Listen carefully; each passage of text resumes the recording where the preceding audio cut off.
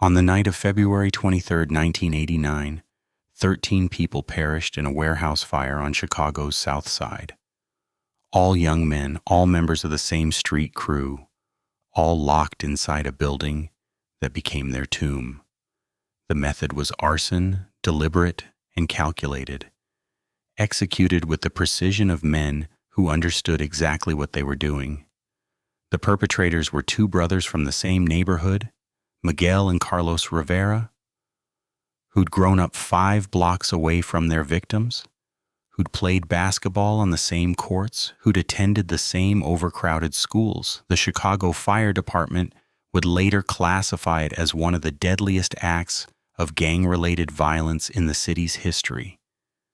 But the reason behind the inferno wasn't a drug deal gone wrong, wasn't a turf war over territory, wasn't even retaliation for a shooting. It was a 1967 Chevrolet Impala stolen from their auto shop 4 weeks earlier, and 2 brothers who believed that theft, once committed against family, demanded an answer written in gasoline and flame. If you have the courage to hear this story, leave your like and subscribe to the channel. But I warn you, this narrative contains extreme violence based on real events. Chicago's South Side in February 1989 was a landscape of industrial decay and stubborn survival. The neighborhood where this tragedy unfolded stretched across roughly 3 square miles, bounded by 26th Street to the north and 35th Street to the south, encompassing parts of Little Village and Pilsen. Population stood around 45,000, mostly Mexican-American families who'd moved into the brick bungalows and 2 flats left behind by the previous generation of European immigrants. The area was defined by its industrial corridor, a network of warehouses, factories, and rail yards that had once employed thousands, but now sat mostly abandoned, their windows broken, their loading docks empty, their walls covered in graffiti that marked territory and mourned the dead. February in Chicago that year meant temperatures in the low 20s during the day, dropping to single digits at night, when the wind came off Lake Michigan with a bite that went straight through your coat. The cold had a particular quality on the South Side. It settled into the bones of buildings that had lost their heating systems, into cars that wouldn't start without coaxing, into the bodies of men who stood on corners, waiting for work that never came. The air smelled like exhaust from city buses grinding through slush-covered streets, like the grease and char from taquerias on 26th Street, like the metallic tang of old factory equipment rusting in the weather. At night, when the temperature really dropped and the city grew quiet, you could hear the sound of the elevated Orange Line train clattering overhead, its rhythm constant as a heartbeat.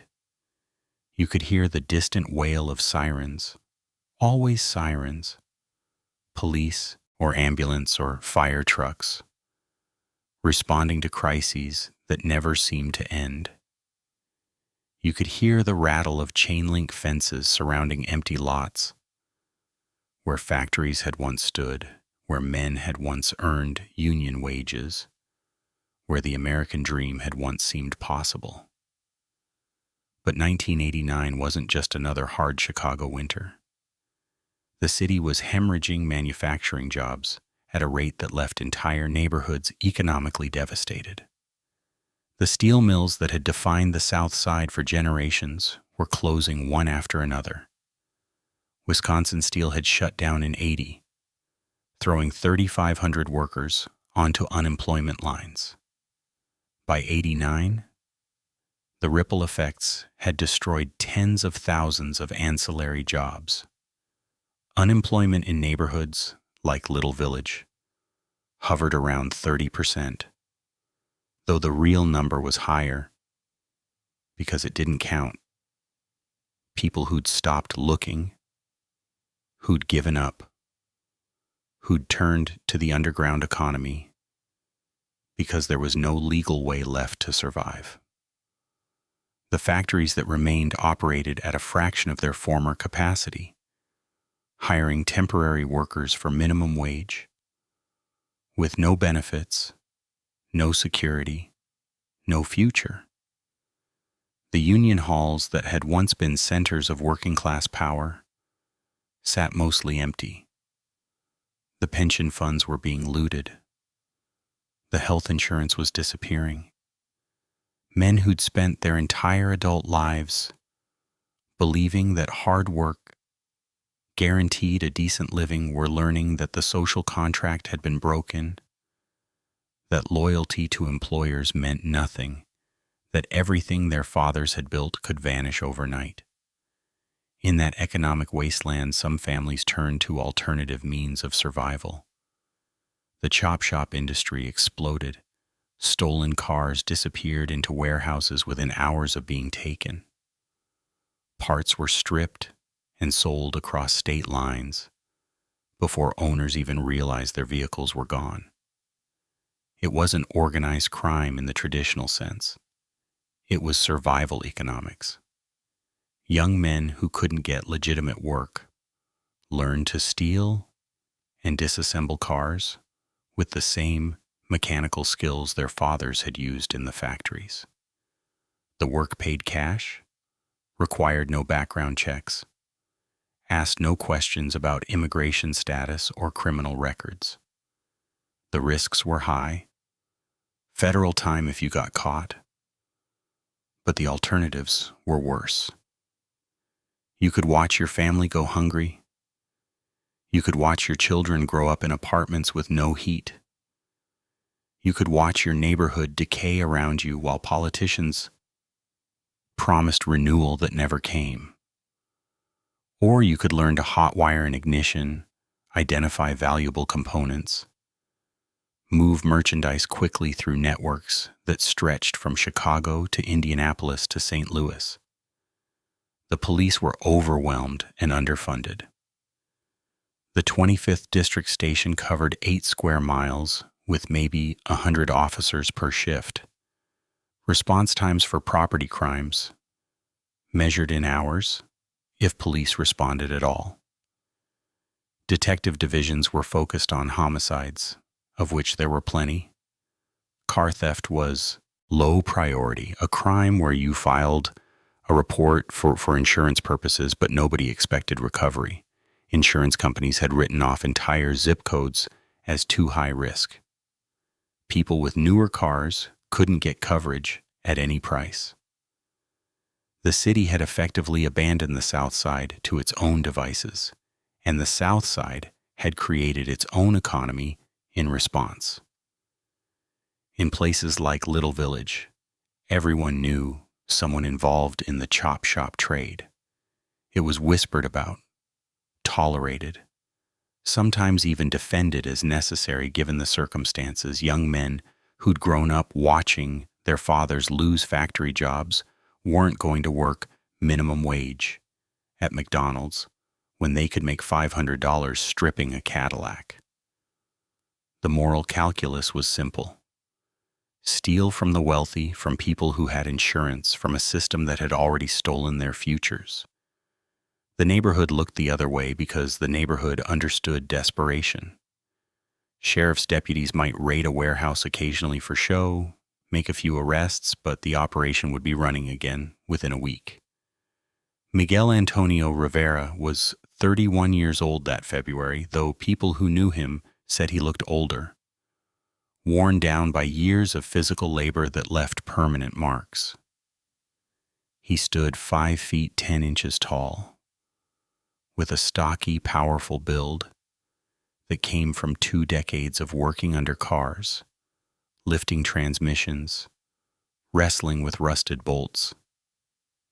His most distinctive feature was his hands. They were huge, scarred across the knuckles from countless close encounters with sharp metal, permanently stained black in the creases no amount of scrubbing could reach. His fingernails were broken and thick. His palms were calloused like boot leather. When he shook your hand, you felt the strength there, but also the damage, the arthritis beginning to set in, the price his body was paying for the work it did. Every morning, Miguel woke at 5:30 in the basement apartment he rented on South Albany Avenue. He'd make coffee in a battered percolator his father had brought from Mexico in '64, strong enough that the spoon stood up in it, bitter and dark as oil. He'd drink it black while smoking a cigarette on the back steps, watching the alley behind his building come alive. Delivery trucks making their rounds. Workers heading to jobs on the early shift. The sky slowly lightening from black to gray to that particular Chicago winter white that meant the sun existed somewhere behind the clouds but wasn't going to do much good. By 6:15, he'd be driving his pickup truck to Rivera Brothers Auto Shop on West 26th Street, a garage his father had opened in '67 with money saved over 15 years of factory work. The building was narrow, squeezed between a panaderia and a discount furniture store, with 2 bays and an office barely big enough for a desk. The sign out front was hand-painted, faded, the letters cracking. But the business was legitimate, licensed, a place where people from the neighborhood brought their cars because Miguel was honest, skilled, and charged fair prices. He'd been working there since he was 12 years old, learning by watching his father, absorbing knowledge about engines and transmissions, the way other children absorbed mathematics or literature. Miguel had married Carmen Luz Mendoza in '83. She was 29 now, worked as a cashier at the Jewel Supermarket on Ashland Avenue. They had 2 daughters, Isabella, age 7, and Rosa, age 4. Carmen was small, barely 5 feet tall, with hands made rough from years of work and worry. She'd grown up 3 blocks from Miguel, had known him since they were children, had married him knowing exactly what kind of life they'd have together. Not rich, not easy, but honest. They lived paycheck to paycheck like everyone else in the neighborhood. Rent was $450 a month. Groceries for 4 cost another $300. There was never money left over, never savings, never security. But they were surviving, raising their daughters, staying out of trouble. What Miguel valued most wasn't money, though God knew they needed it with 2 children to feed and winter heating bills that could reach $200 in cold months. What he valued was legacy, the idea that a man could build something with his own hands and pass it to his children. His father, Rafael Antonio Rivera, had been born in Guadalajara in 1923. He'd crossed into Texas in '49 with nothing but the clothes on his back and $37 hidden in his boot. He'd worked agricultural jobs through the '50s, following harvests from Texas to California to Washington, sending money home to the wife and children he'd left behind. In '63, he'd finally saved enough to bring his family north legally. By '64, they were in Chicago, where Rafael got work at a tool and die factory on the west side. The job paid union wages, had health insurance, offered a pension.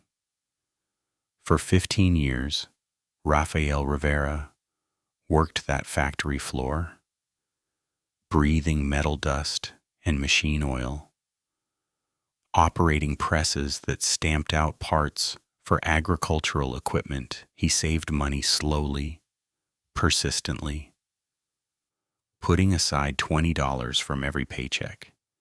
His coworkers thought he was crazy. They spent their money on beer, on entertainment, on living for today because tomorrow wasn't guaranteed. But Raphael had a plan. In '67, he'd saved enough to make a down payment on the garage space on 26th Street. And on that same day, he'd walked into a Chevrolet dealership on Western Avenue and bought a brand new Impala, paying cash, $2,800 in worn bills, counted out on the salesman's desk. The car was beautiful. Glacier blue with a white vinyl top. 327 cubic inch V8 engine. Automatic transmission. Power steering. AM radio. It rode like a dream. That Impala represented everything Raphael had accomplished in America. It was proof that an immigrant with no education, no English, no connections, could still build something real through nothing but work and discipline. He maintained that car obsessively. Oil changes every 3,000 miles. Wax and polish every month. Any scratch, any ding, repaired immediately. He drove it to church every Sunday, to family gatherings, to his daughter's quinceañeras. When Miguel was 8 years old, his father let him sit in the driver's seat for the first time, hands on the wheel, and said in Spanish, "This car is our family's dignity. Remember that." Raphael died in '86, heart attack at 63, right there in the garage bay while working on a customer's transmission. Miguel found him. By then, Miguel had been running the shop for years. His father too sick to do much physical work, but still coming in every day. Still offering advice. Still smoking cigarettes and telling stories about the old days. The Impala passed to Miguel, not just as inheritance, but as responsibility. His younger brother Carlos understood this completely. Carlos Jesus Rivera was 27 that February, stood 6 feet tall with the kind of compact, muscular build that came from hauling engines and working with heavy tools his entire adult life. Where Miguel was methodical and careful, Carlos was instinctive and direct. Where Miguel thought through problems, Carlos acted on them. But they shared the same code, learned from their father, refined through years of survival on Chicago's South Side. Carlos had tried the straight path. He'd graduated from high school in '80, enlisted in the Marines, served 4 years, including a deployment to Beirut in '83, where he'd seen things that gave him nightmares years later. He came home in '84 with an honorable discharge and no prospects. The factory jobs his father's generation had relied on were gone. The GI Bill paid for community college. But Carlos lasted 1 semester before dropping out. The classroom felt suffocating after the Marines. The other students seemed like children. He went to work with Miguel at the garage in '85. The brothers developed a rhythm. Miguel handled the technical work, the diagnostic challenges, the interactions with customers. Carlos did the heavy lifting, the parts runs, the collections when customers didn't pay. He was the muscle, but not in a threatening way, more like a presence that discouraged problems before they started. Together, they'd kept the garage running after their father died, splitting profits 50-50, working 60-hour weeks, taking care of their mother until she passed in '88. Rivera Brothers Auto Shop wasn't much to look at, The concrete floor was stained with decades of oil and grease. The walls were covered with old calendars, faded advertisements for motor oil brands that didn't exist anymore, photographs of the family. The tools were ancient but well maintained. The hydraulic lifts groaned but functioned. The space smelled like solvent and steel and sweat and history. To Miguel and Carlos, it was sacred ground. This was where their father had built his American dream. This was where they'd learned to be men. This was the only inheritance they'd received and the only one they needed. The neighborhood respected the Rivera brothers. They didn't overcharge. They didn't cut corners. If you couldn't afford a repair, they'd work out a payment plan or sometimes do the work at cost. They hired local teenagers, taught them skills, paid them fairly. They were part of the fabric of 26th Street, the kind of business that held communities together when everything else was falling apart. What they valued most was respect. Not the street kind where you had to prove your toughness every day. The deeper kind, earned through consistency, through keeping your word, through treating people fairly. Their father had taught them that respect was the only currency that mattered, because everything else could be taken away. Your money could disappear, your possessions could be stolen, your health could fail, but respect, properly maintained, lasted, and disrespect, once given, had to be answered. That was the code Raphael had passed down. The maniac Latin disciples had fractured into dozens of smaller crews by 1989. The centralized structure that had defined Chicago gangs in the 70s and early 80s completely collapsed. What remained were neighborhood-based groups of young men, loosely affiliated through history and geography, but without real leadership, without organization, without the discipline that had once kept violence somewhat contained. The Cortez crew operated out of the industrial corridor south of 31st Street, a collection of abandoned warehouses and empty factory buildings where police rarely ventured. Julio Cortez, known as Flaco for his thin, wiry frame, was 24 years old that winter. He stood 5 feet 8 inches tall, maybe 140 pounds, with the nervous energy of someone who'd never learned to sit still. His eyes were dark and suspicious. His hands were always moving, fidgeting with cigarettes or coins or whatever was within reach. Flaco had dropped out of high school in 10th grade, had been arrested twice for car theft by the time he was 18, spent 9 months in Cook County Jail on a possession charge when he was 21.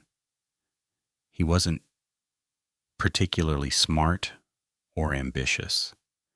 He was just a product of a neighborhood that offered limited options and unlimited reasons to make bad choices.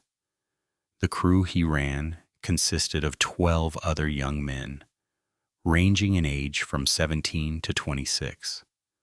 Most had similar stories: broken families, absent fathers, mothers working 2 jobs, schools that had given up on educating them by the time they reached middle school. They weren't organized criminals in any traditional sense. They were opportunists, thieves, young men who'd learned that stealing cars paid better than any legitimate work they could get. Some had tried the straight path. David Ruiz had worked at a meat packing plant until it closed. Antonio Vasquez had been a busboy at a restaurant on Western Avenue until immigration enforcement raided it, and everyone fled, regardless of their legal status. Marco Lopez had graduated high school with decent grades, but couldn't afford college and couldn't find work that paid more than minimum wage. They'd all ended up in the same place, standing around warehouses drinking beer, talking about scores they'd made or planned to make, trying to convince themselves that this was temporary, that something better was coming. The chop shop operation was primitive, but effective. Flacco had connections to buyers in Indiana and Wisconsin who'd pay cash for high-demand parts. Engines, transmissions, catalytic converters, anything valuable and easily transported. The crew would identify targets, usually newer model cars, parked in areas without much security. They'd steal them at night, drive them to the warehouse on 33rd Street, strip them within hours, then dump the shells in empty lots across the city. It wasn't sophisticated. They had no system for changing VIN numbers, no network for moving complete vehicles, no protection from law enforcement beyond the fact that police didn't care enough to investigate property crimes in poor neighborhoods. But it generated income. Each crew member might make $300 or $400 per week, enough to survive, enough to feel like they were doing something productive, even if that something was illegal. They rationalized it the way criminals always do. They were stealing from people who had insurance. They were taking from the wealthy who could afford the loss. They were simply redistributing resources in a system that had already stolen their futures. The police couldn't stop them. The community couldn't stop them. So why not? Flacco's father had abandoned the family when he was 6 years old. His mother, Rosa Cortez, worked as a cleaning woman at an office building downtown, left home at 5 in the morning, returned after 8 at night, exhausted and broken.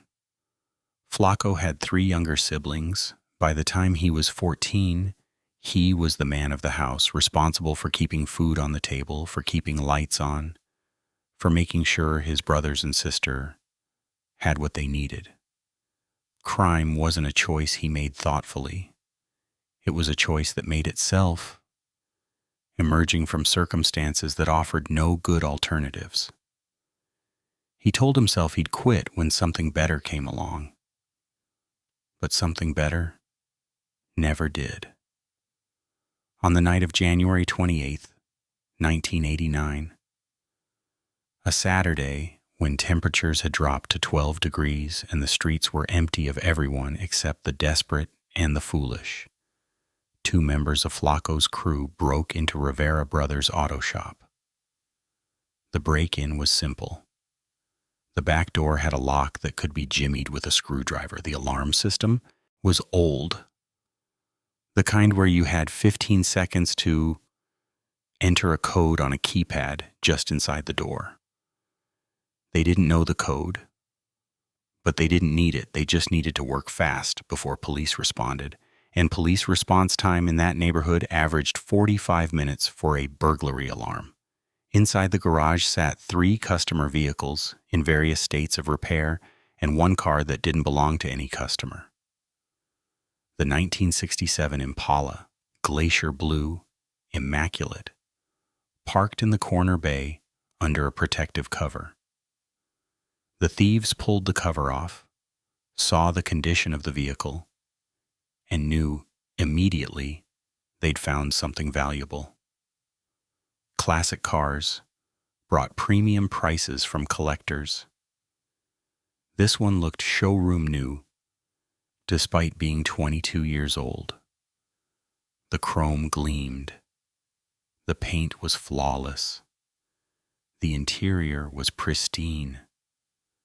They hot-wired it in under 2 minutes, backed it out into the alley, and were gone before the silent alarm had even finished its automated call to the police department.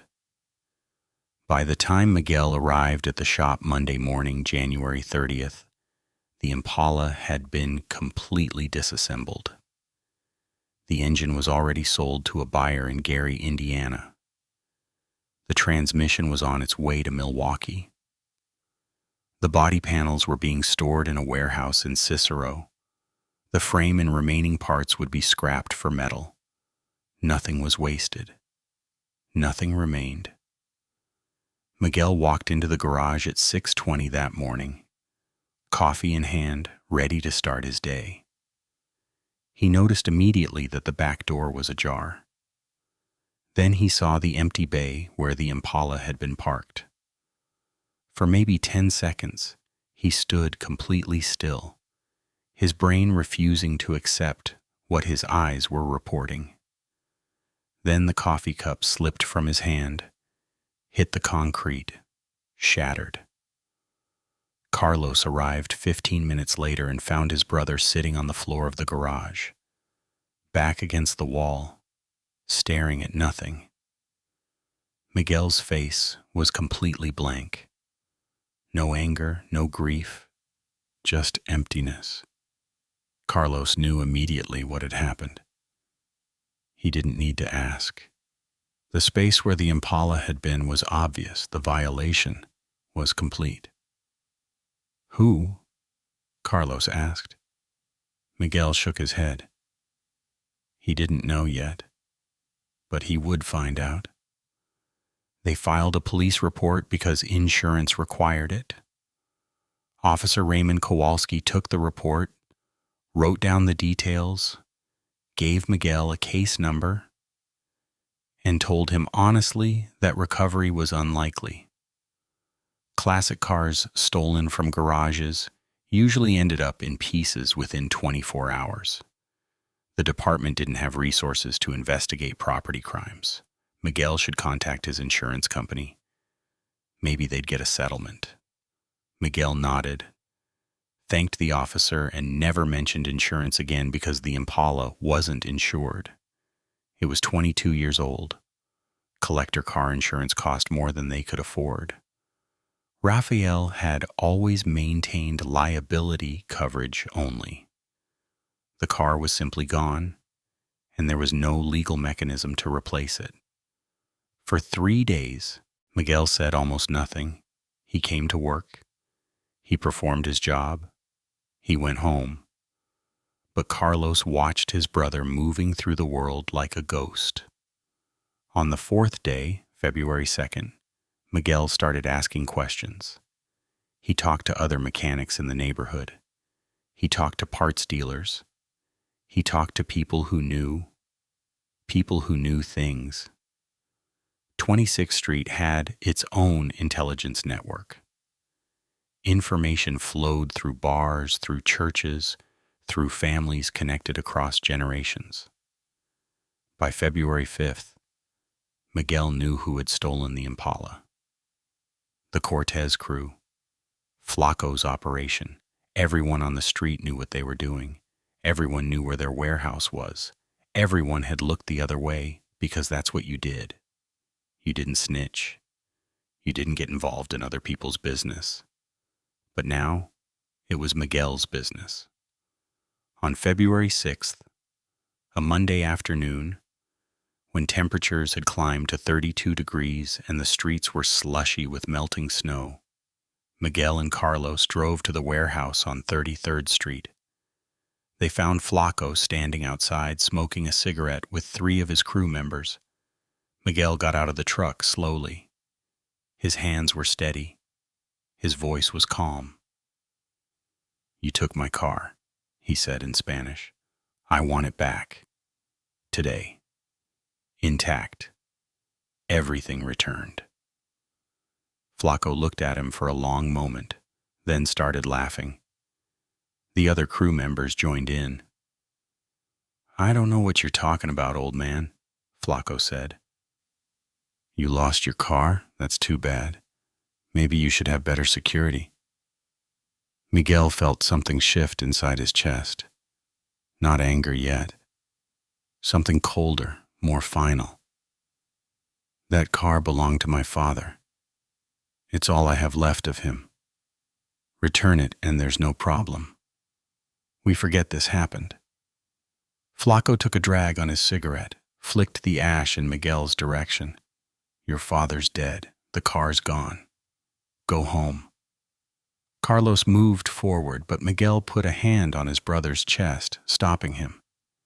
They stood there for maybe 30 seconds, nobody speaking. Then Miguel nodded slowly. Okay, he said. Okay. They got back in the truck and drove away. Flacco and his crew watched them go, laughing about the old mechanic who thought he could intimidate them. That night, Miguel and Carlos sat at the kitchen table in Miguel's apartment. Carmen had taken the girls to her sister's house. She knew something was wrong but didn't ask questions. Some things were better not to know. On the table between the brothers sat 2 items: a notepad with names written on it, and a photograph of their father standing next to the Impala in 1971, young and proud and full of hope. The law won't help us, Miguel said. His voice was flat, factual. Insurance won't help us. The car is gone. Papa's legacy is gone. And that pendejo laughed in my face. Carlos lit a cigarette, didn't respond. I'm not letting this go, Miguel continued. I can't.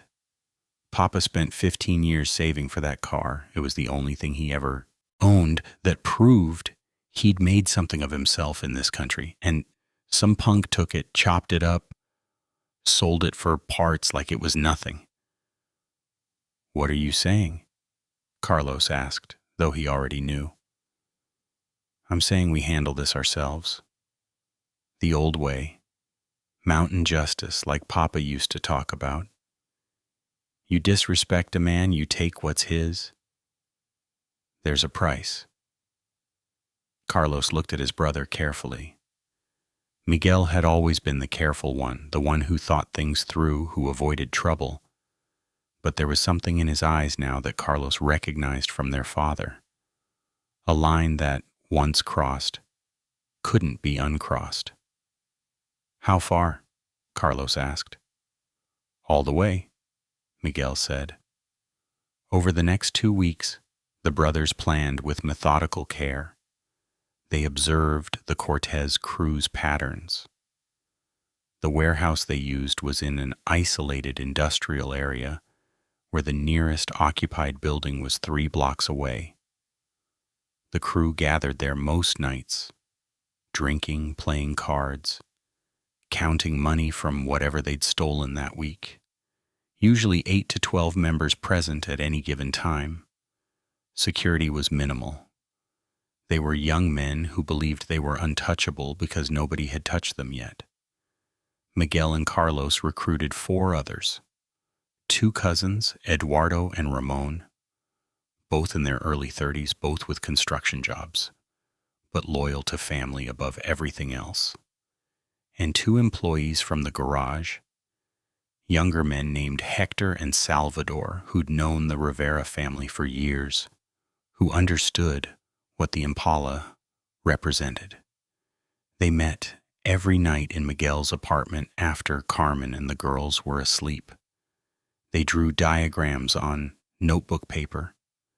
They identified every exit from the warehouse. They discussed timing, methodology, what needed to happen to ensure nobody escaped. Miguel was clear from the beginning. Every single one of them, he said, Flacco and everyone who works with him. If we leave anyone alive, they'll come for us or go to the police.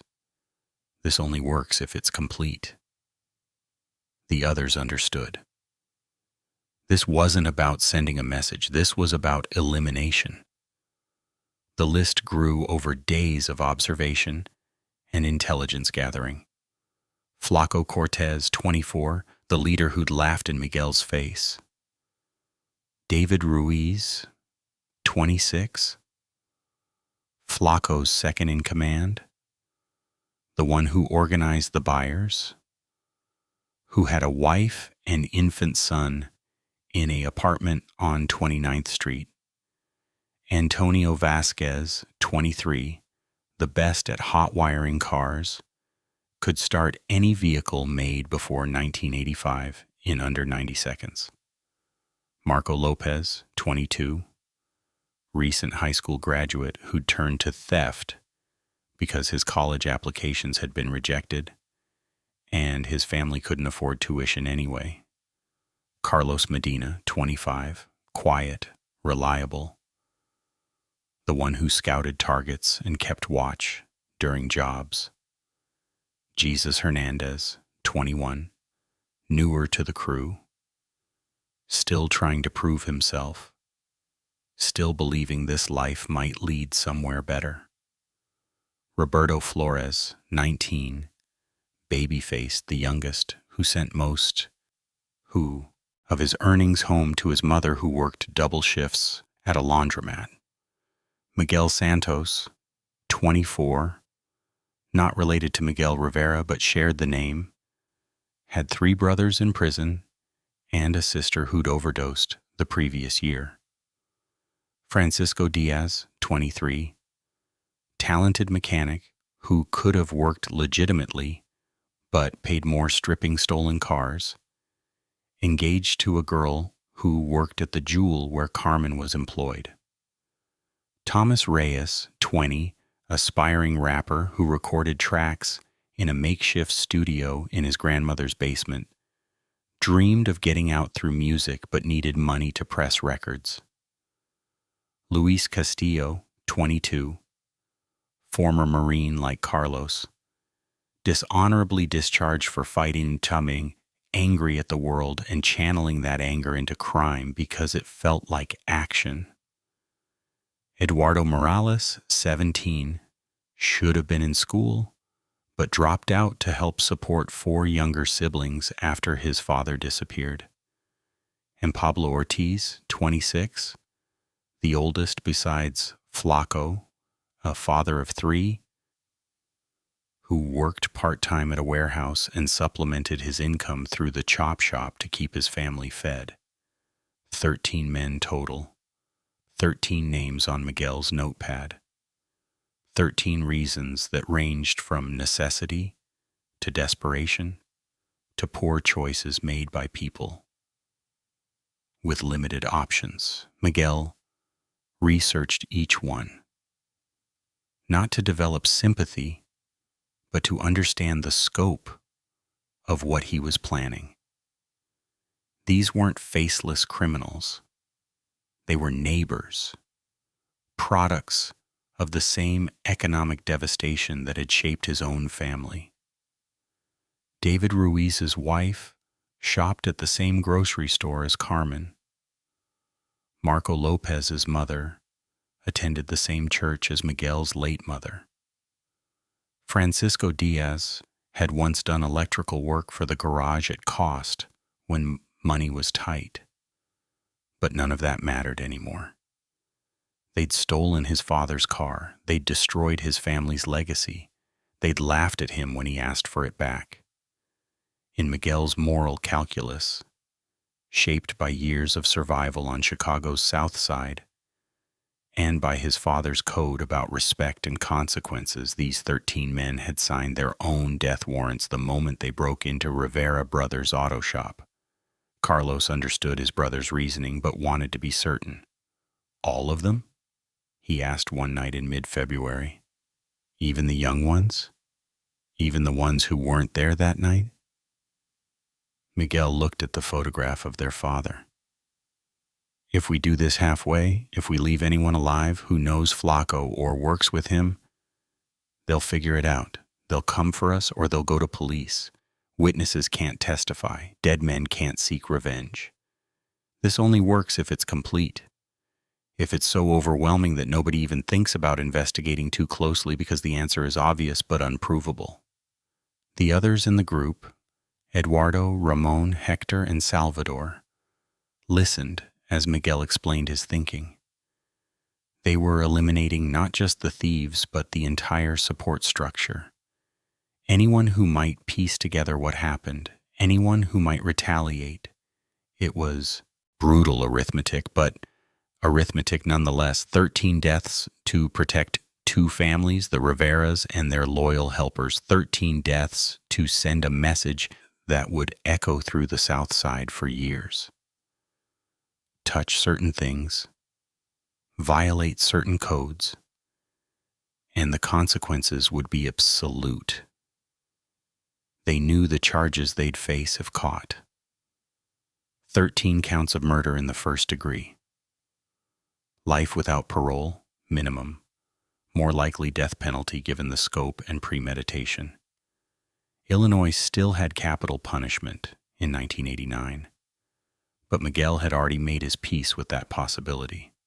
Better to die in prison knowing I defended my father's honor than live free knowing I let them get away with it, he told Carlos. His brother nodded. They were committed. The plan crystallized over the final week of preparation. They would strike on Thursday, February 23rd, a night when weather forecasts predicted temperatures in the single digits with wind chill well below zero. Cold enough that the streets would be empty. Cold enough that homeless people who sometimes sheltered near the warehouse would seek warming centers downtown. Cold enough that response times for emergency services would be slower than usual because of ice and limited visibility.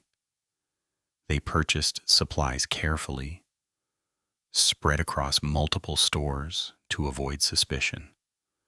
5-gallon gasoline cans from different gas stations, chain and padlocks from a hardware store in Cicero, gloves and dark clothing from a Salvation Army. Everything paid for in cash, nothing traceable. On Wednesday, February 22nd, Miguel told Carmen he loved her. He tucked his daughters into bed, read them a story, kissed their foreheads. Carmen watched him with worried eyes but didn't ask questions. She knew something was coming. She could feel it in the air between them, in the way he looked at her, like he was memorizing her face. That night, the 6 men met at Miguel's apartment after midnight. They reviewed the plan one final time. The warehouse had 3 exits, 1 main loading dock door, 1 side entrance, 1 emergency exit in the rear. They'd block all 3, chain them shut, padlock the chains. Then they'd pour gasoline around the perimeter, focusing on the exits and the wooden frame of the building. The structure was old, built in the 20s, mostly wood construction with a corrugated metal roof. It would burn fast and hot once ignited. Timing was critical. They had to wait until most or all of the crew was inside, then move simultaneously to block exits and start the fire. No hesitation. No second chances. At 1:15 in the morning on Thursday, February 23, 1989, 6 men in 2 vehicles drove through empty streets toward the industrial corridor south of 31st Street. Temperature was 6 degrees. Wind chill made it feel like 20 below. The city was silent, except for the distant sound of the elevated train and the occasional siren. They parked 3 blocks from the warehouse, walked the rest of the way staying in shadows. Miguel carried a gasoline can and chain. Carlos carried another can and a padlock. The others were similarly equipped. They could see light coming from the warehouse windows, could hear voices, laughter, music from a radio. Miguel counted vehicles parked outside. 4 cars. That meant somewhere between 8 and 12 crew members inside, maybe more. He nodded to the others. They split up, each pair moving to a different exit. Miguel and Carlos took the main loading dock. Eduardo and Ramon took the side entrance. Hector and Salvador took the rear emergency exit 8. At exactly 1:32 in the morning, Miguel wrapped heavy chain through the loading dock door handles and secured it with a padlock that would require bolt cutters to remove. Simultaneously, the other exits were being sealed.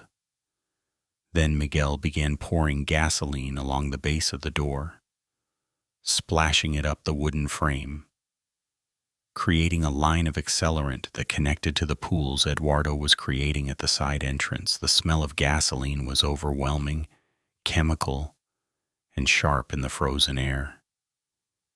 Inside the warehouse, someone must have noticed something. They heard shouting, footsteps running toward the exits, but by then Carlos had lit the first match.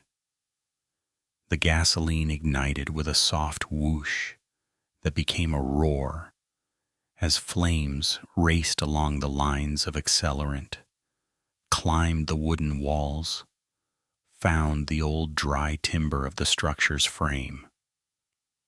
Within 90 seconds, all 3 exits were engulfed in flame. The heat was intense, even from 20 feet away. The 6 men backed up, watching the fire spread with terrifying speed across the building's exterior. The shouting inside became screaming. They heard bodies slamming against doors that wouldn't open, against chains that wouldn't break. They heard windows shattering as men inside tried to escape through openings too small and too high. They heard exactly 13 individual voices crying out in Spanish, in English, calling for help that wouldn't come, calling for God, calling for their mothers. Miguel stood watching with his hands at his sides, his face illuminated by firelight, his expression completely blank. This was the price. This was justice according to the code his father had taught him. You protect what's yours. You answer disrespect. You don't let anyone take your family's dignity and walk away. The fire consumed the warehouse in less than 15 minutes. The wooden structure collapsed inward, the metal roof buckling and falling, trapping everything and everyone inside in a tomb of flame and twisted steel. The heat was so intense that the windows of nearby warehouses cracked. The smell of burning gasoline and wood and flesh carried for blocks. By 2 in the morning, the 6 men were gone, walking back to their vehicles through streets still empty and cold. They drove home separately, disposed of gas cans in dumpsters miles apart, burned their clothing and oil, drums behind the garage. Miguel arrived home at 3:15 in the morning. Carmen was awake, sitting in the kitchen. She looked at him and knew. He didn't have to explain. She stood up, walked to him, put her arms around him, and held him while he stood there rigid and silent. "It's done," he finally said. She nodded against his chest. "Will they come for you?" she asked. "Probably," he said. "Maybe not. Nobody saw us. Nobody knows for sure." But he was wrong about that. The first 911 call came at 1:58 in the morning from someone who saw the flames and smoke. Chicago Fire Department Engine Company 59 responded at 2:11. By the time firefighters arrived, the warehouse was fully engulfed, the roof collapsed, the walls beginning to fall inward. Captain Dennis O'Brien, who'd been with CFD for 23 years and had seen every kind of fire imaginable, knew immediately this was arson. The burn pattern was wrong. Multiple points of origin. The smell of gasoline overpowering even through the smoke. And the chains on the doors, still visible through the flames, glowing red hot, but intact. Firefighters fought the blaze for 3 hours in brutal cold. Water from their hoses froze on contact with the ground. Equipment malfunctioned. 2 firefighters suffered minor injuries from falling debris. By 5:30 in the morning, the fire was contained but not extinguished. It would smolder for another 6 hours. As dawn broke gray and cold over Chicago's south side, the scope of the tragedy became visible. The warehouse was completely destroyed. The metal roof lay collapsed into the structure. The walls were gone except for a few vertical supports.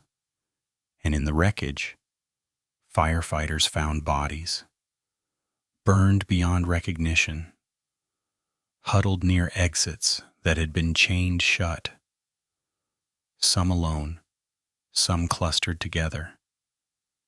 13 total, all adults by size, all male.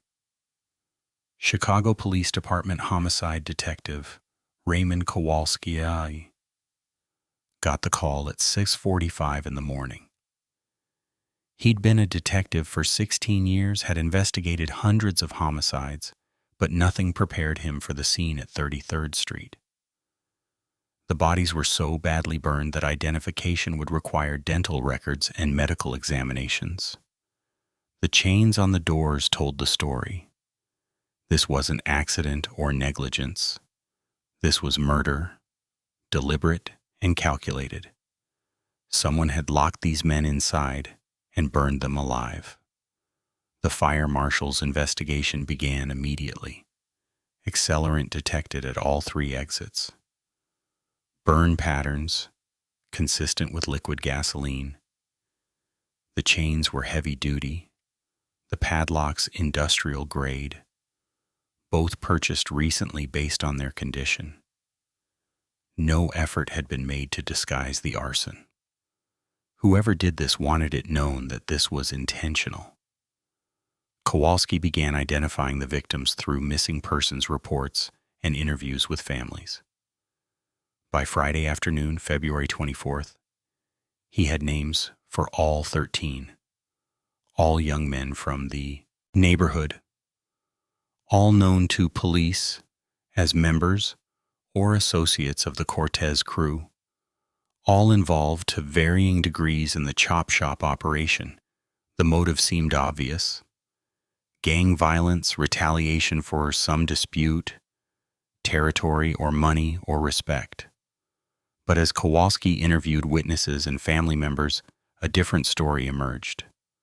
Multiple people mentioned that Flaco Cortez's crew had recently stolen a classic car from a garage on 26th Street, the Rivera brothers' auto shop. One of Flaco's crew members, Francisco Diaz, had apparently bragged about the score to his fiancée. She mentioned it to a coworker. The coworker mentioned it to Kowalski. On Saturday, February 25th, Kowalski drove to Rivera Brothers' auto shop. He found Miguel and Carlos working, the garage open for business as usual. Miguel's hands were steady as he wiped grease from a wrench.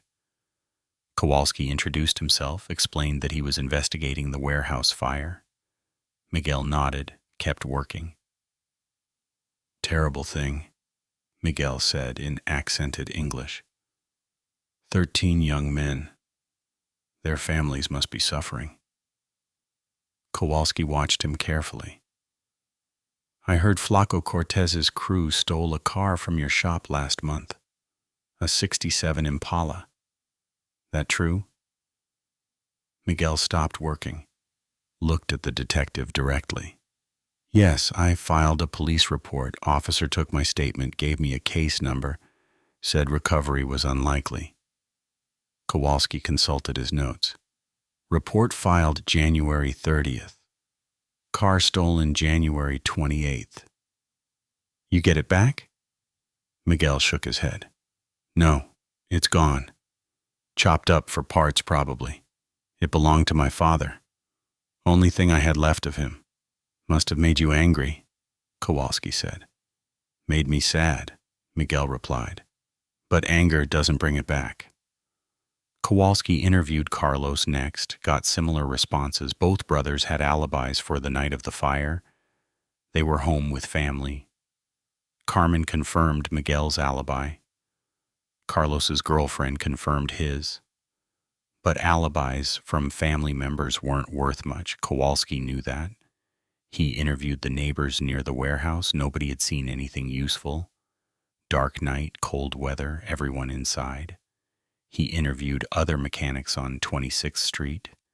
They confirmed the Impala's theft, confirmed how much that car meant to Miguel, confirmed that the Rivera brothers were respected, honest businessmen who'd never been in trouble. On Monday, February 27th, Kowalski brought Miguel and Carlos to the station for formal questioning. Both brothers declined lawyers. Both answered questions, calmly and consistently. They knew nothing about the fire. They'd been home with family. They were sorry about the deaths, but had no information that could help the investigation.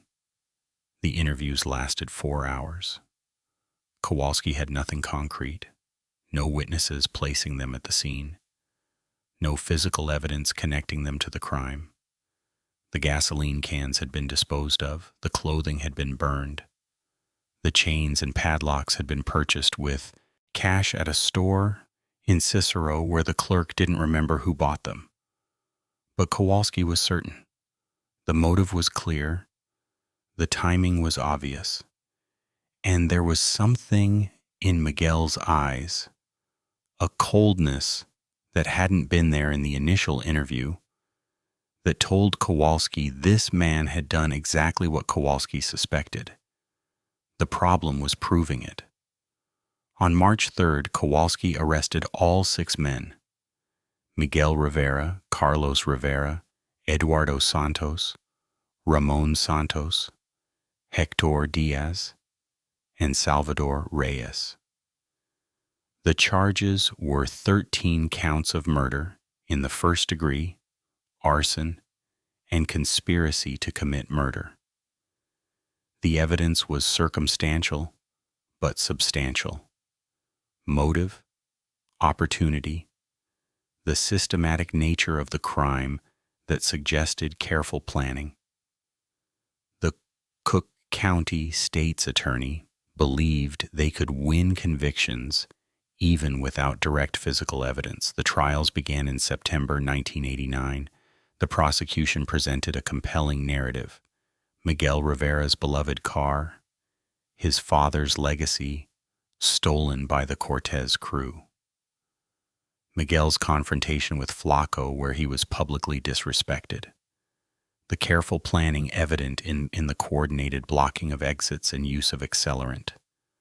The complete elimination of everyone associated with the theft. The defense argued reasonable doubt. No witnesses placed the defendants at the scene. No physical evidence connected them to the crime. The prosecution was asking the jury to convict based on motive alone. And while motive was compelling, it wasn't proof beyond reasonable doubt. But the jury saw what Kowalski had seen: the coldness in Miguel's eyes, the lack of remorse, the careful, calculated nature of the crime. On November 17, 1989, all 6 defendants were found guilty on all counts. Miguel Rivera, 13 consecutive life sentences without possibility of parole. Carlos Rivera, 13 consecutive life sentences without possibility of parole. The other 4 received similar sentences. Miguel showed no reaction when the verdict was read. He looked at Carmen in the courtroom, sitting in the back row with their daughters. He mouthed the words, "I love you." She nodded, tears streaming down her face. The judge, Harold Washington, Jr., read the sentence with evident anger. "You committed one of the most heinous crimes I've encountered in 30 years on the bench. You locked 13 human beings inside a building and burned them alive. Whatever your grievance, whatever your sense of injustice, nothing justifies what you did. You destroyed 13 families. You traumatized a community, and you showed absolutely no remorse." Miguel was transferred to Stateville Correctional Center in Joliet. Carlos went to Menard Correctional Center in southern Illinois. The other 4 were distributed among Illinois maximum security prisons. They would never be free again. Miguel's last words before leaving the courtroom were to his daughters. "Remember who your grandfather was. Remember what I taught you about protecting your family." Carmen Rivera became a widow at 30 years old with 2 daughters to raise alone. The garage closed within weeks of Miguel's arrest. Nobody wanted to patronize a business owned by a man accused of mass murder. Carmen couldn't run it herself. She had no mechanical knowledge, no business experience. She sold the equipment for what she could get, terminated the lease, and took a second job at a restaurant in addition to her supermarket work. She worked 70 hours per week to keep food on the table. Isabella and Rosa grew up visiting their father in prison every month, making the 2-hour drive to Joliet with their mother, sitting in visitation rooms that smelled like industrial cleaner and desperation, trying to understand why their papa was in a cage. Isabella, the older daughter, became withdrawn and angry. She struggled in school, fought with other children, internalized rage that had no productive outlet. She dropped out of high school at 16, had her first child at 17 with a man who left before the baby was born. Rosa, the younger one, went the opposite direction. She became obsessively focused on achievement, on proving that she wasn't defined by her father's crime. She finished high school with honors, got a scholarship to community college, eventually became a nurse. But neither daughter fully escaped the shadow.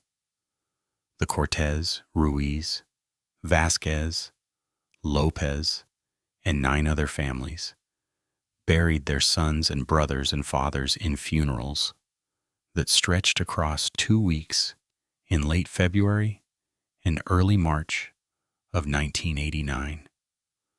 Rosa Cortez, Flaco's mother, stopped working after her son's death. She sat in her apartment for days, staring at photographs, unable to process that her boy was gone.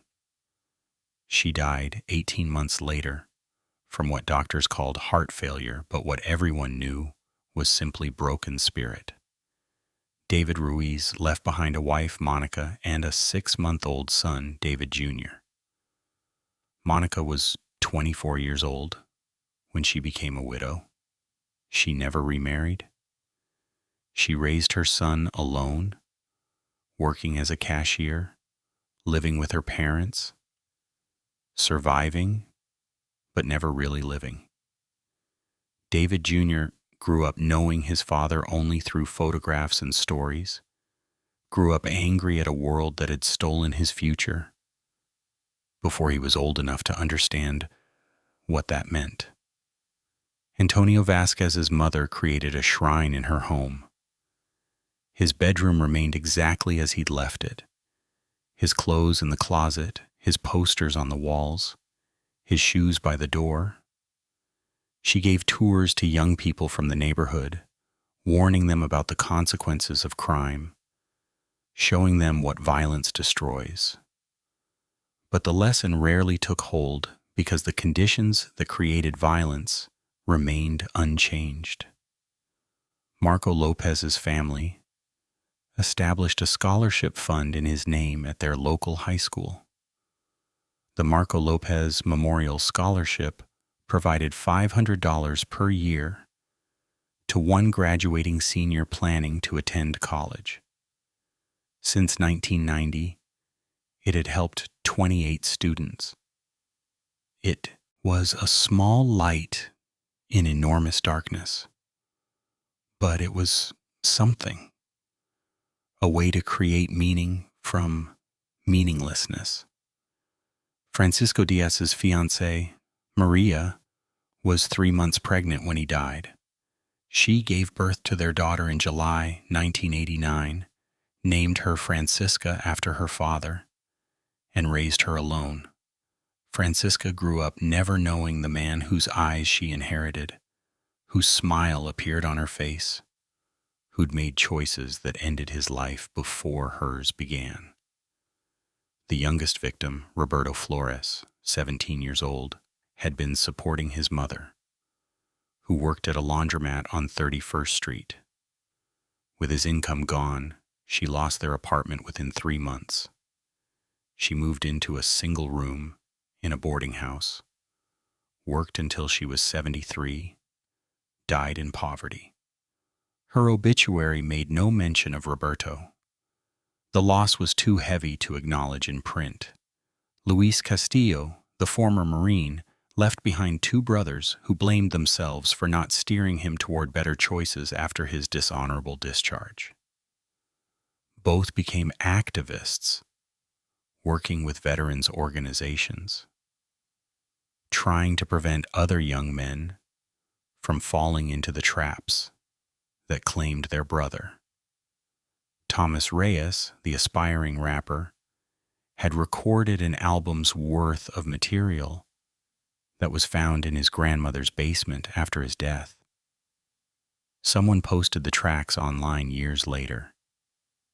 They were raw, talented, full of pain and hope. Comments on the videos often said the same thing. What a waste of potential. Eduardo Morales was 17, the youngest, barely old enough to understand the choice he'd made when he joined Flaco's crew. His 4 younger siblings were placed in foster care after his death. Only 2 of them graduated high school. One ended up in prison himself by age 21. Pablo Ortiz left 3 children under age 10. His wife, Sandra, worked 3 jobs to keep them housed and fed. The children grew up in poverty, struggling with trauma, attending the funerals of other young men who'd made similar choices, watching the cycle repeat. These weren't just 13 bodies in a burned warehouse. They were fathers, sons, brothers. They were futures erased, families destroyed, children who'd grow up without guidance, wives who'd become widows, mothers who'd bury their babies. The ripple effects extended through 2 generations, creating waves of grief and dysfunction that would compound over decades. Post-traumatic stress disorder, depression, substance abuse, domestic violence. The massacre's aftermath infected everyone it touched. Detective Raymond Kowalski retired from the Chicago Police Department in 2006 after 32 years of service. In a 2018 podcast interview about the Rivera case, he said, "Legally, Miguel Rivera was a mass murderer. The evidence was overwhelming. The premeditation was clear. He deserved every year of his sentence. But morally, it's more complicated than I want it to be. He was a working man who'd built something legitimate in a neighborhood where legitimate opportunities barely existed. His father's car represented everything that immigrant had accomplished through decades of brutal labor. And some punks stole it, chopped it up, laughed in his face when he asked for it back. What was he supposed to do?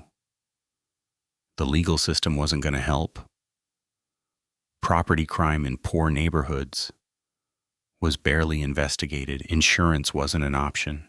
So he took justice into his own hands and 13 people died. I've lived with that contradiction every day since November 1989. The law is clear. Miguel Rivera is a monster. But the circumstances that created Miguel Rivera, those are on all of us. The case became legend on Chicago's South Side, a cautionary tale told to teach lessons nobody could quite articulate. Don't steal from desperate men. Don't underestimate what ordinary people will do when everything they value is taken. Don't mistake quiet men for weak men. The Rivera Massacre, that's what people called it, became shorthand for the point where honor becomes horror, where protection becomes destruction, where love for family becomes hatred for enemies. West 26th Street changed after that winter. For a few years, property crime decreased significantly. People were more careful about who they crossed, about what they took, about how they resolved disputes. The message had been received.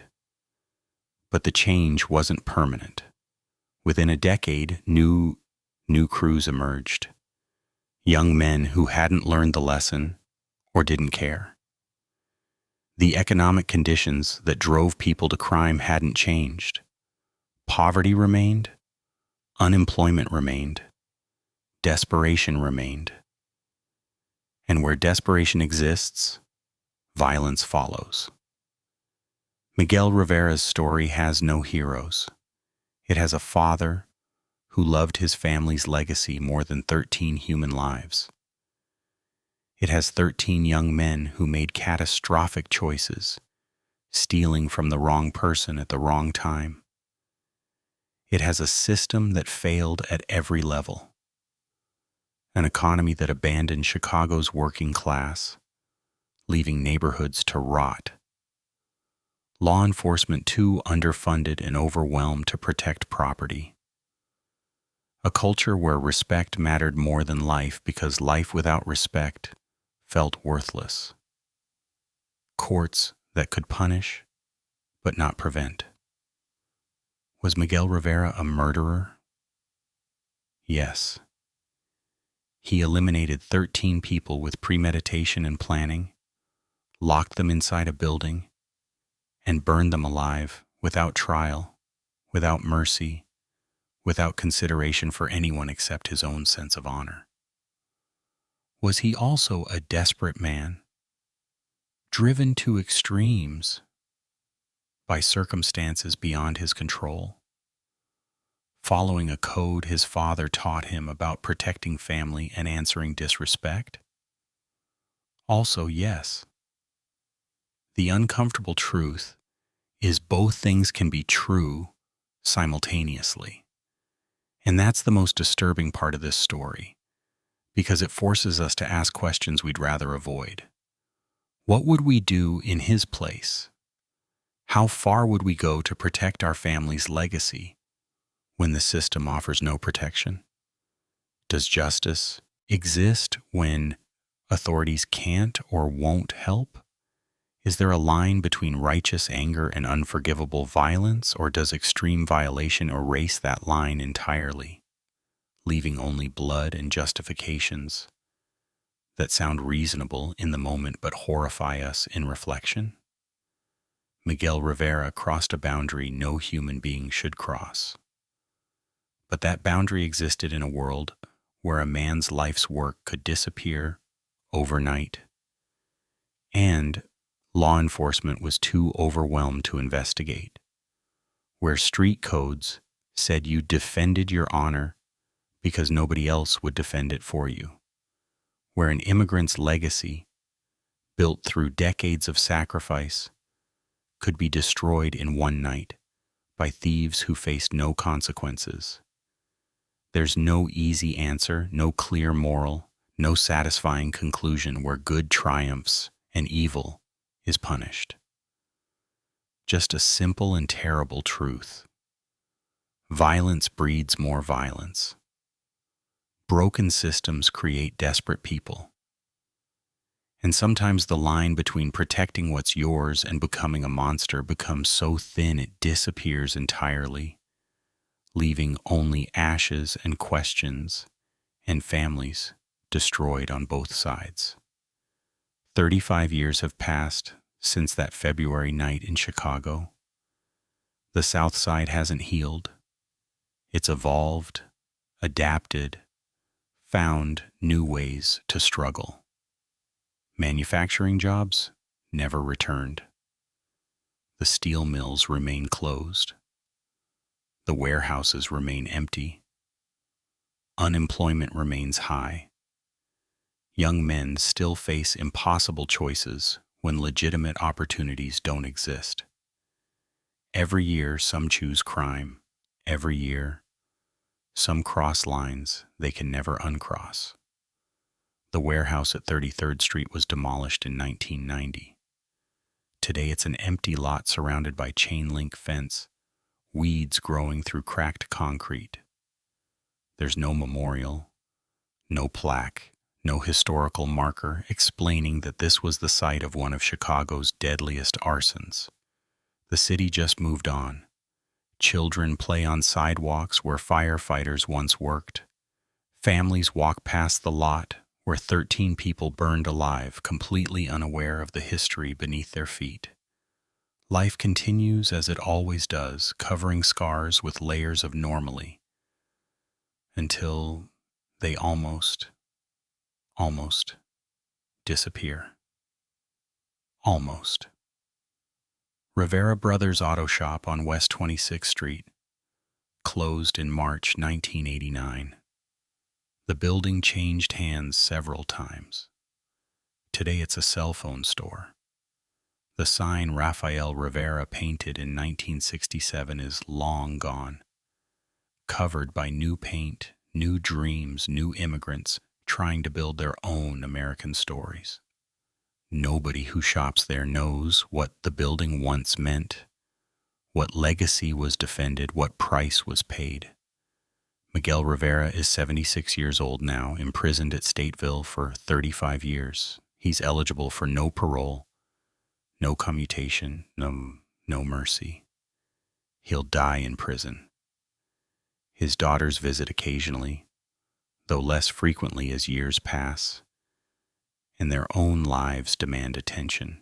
He's a grandfather now, though he's never held his grandchildren except during brief supervised visits in a prison visitation room. Carlos Rivera, 72, remains in Menard. The brothers haven't seen each other since sentencing. Prison policy keeps co-defendants separated.